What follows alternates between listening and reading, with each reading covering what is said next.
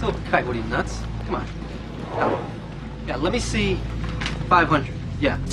Now, hold on a second.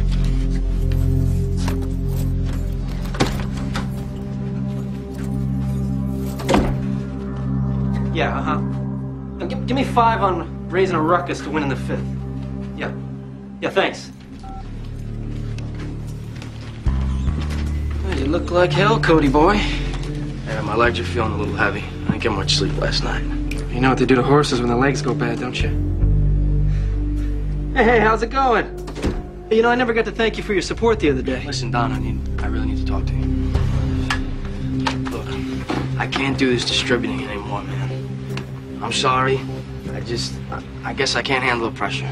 So I guess you won't be able to handle the stress of racing for our club either. Oh, come on, that's not fair, man. I'm good and you know it. But without my product, you're just another wannabe cruising the Strand.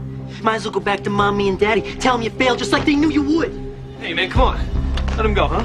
Go on, get the hell out of here. I didn't want the little whiner around anyway. I told you about my proposition. I never got your name, my friend. T.C. Williams would hold the handshake until you guarantee to pay me 10% of the supply that I sell for you down in San Diego, plus a free supply of my own for taking over Cody's turf. I tell you what, make it 5%, and if your references check out, you got yourself a deal. If you can guarantee me that your supplier will remain bountiful. Wait for my signal. You know anything about horse racing, TC? Yes, we're a bunch of big, beautiful animals have to run really fast or else the little guys riding on their backs start cracking the whip. Make it sound so romantic. And 10 years ago when I was grooming the ponies in Marsden Park, I thought it was too. But you know what I learned? No thoroughbred will ever run fast enough for a greedy man.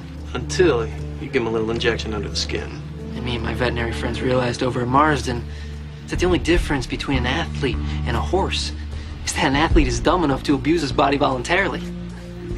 So do we have a deal? If you can front me some supply until next week.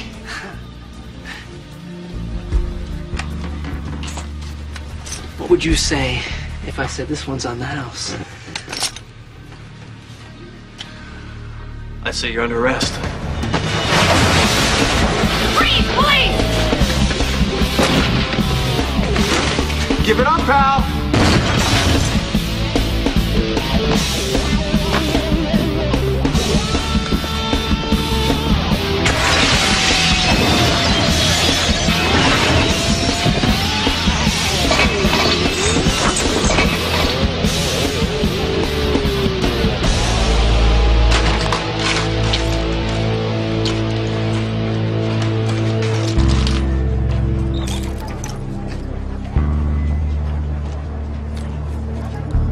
It was in the trophy? You know, it's just way too symbolic. Call for an ambulance. This is 1PV5 requesting an ambulance in front of Vicious Cycle. Maybe we should just call him. He's probably stuck in traffic. And besides, this gives us a chance to talk to him. Rita and I... No, I'm sorry. I just think that maybe we shouldn't discuss anything until Mr. Mediano gets here. Well, Corey, we just want you to know that whatever your expenses, we'll be happy to pay them.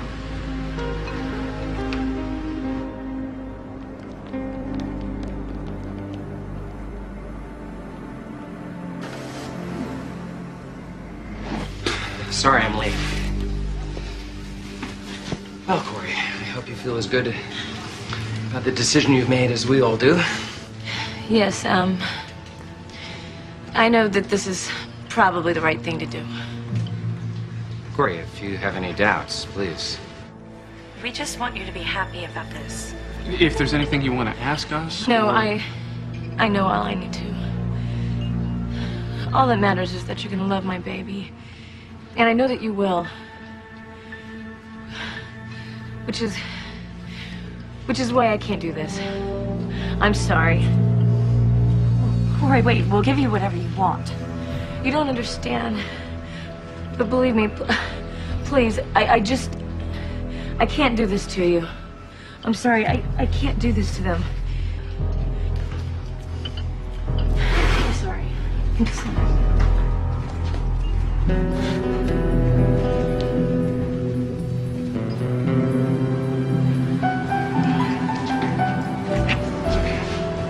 got nothing.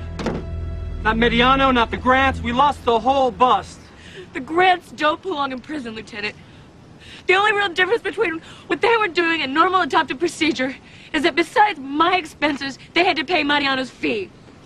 Corey, that fee could be the down payment on a house. Lieutenant, if Jesse had cancer and your insurance wouldn't provide medical, but you could get it for him, wouldn't you do it? They had no choice. Regardless of your analogy, all these people are breaking the law, or doesn't that matter to you? Lieutenant, if Corey the cop went through with this, these people would never be able to adopt a child. And not only would that be unfair to them, it would be unfair to the child that they could give a wonderful home to. And Corey, the person, could not live with that.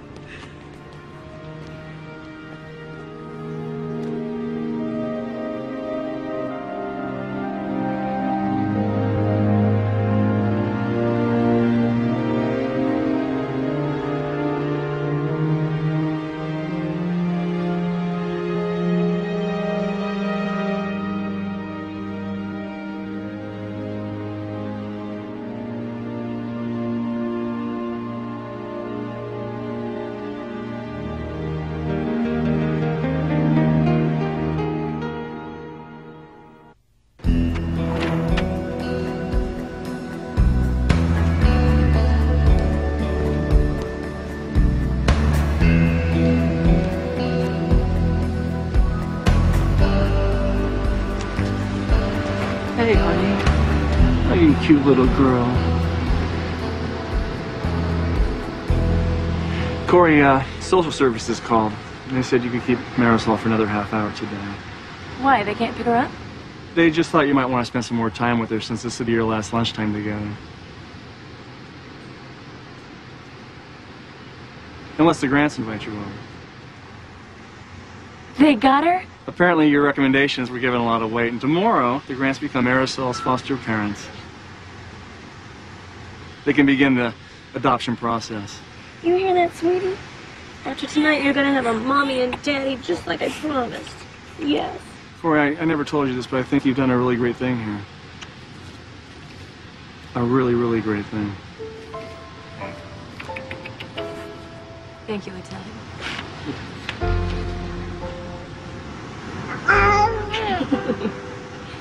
You know something beautiful?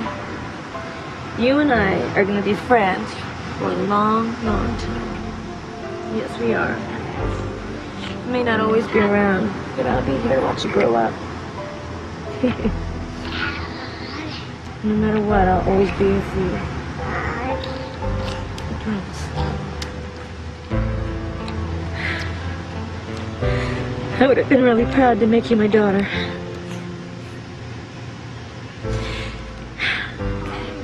Where were we? The rabbit. You ready? The rabbit is fuzzy and warm and loving.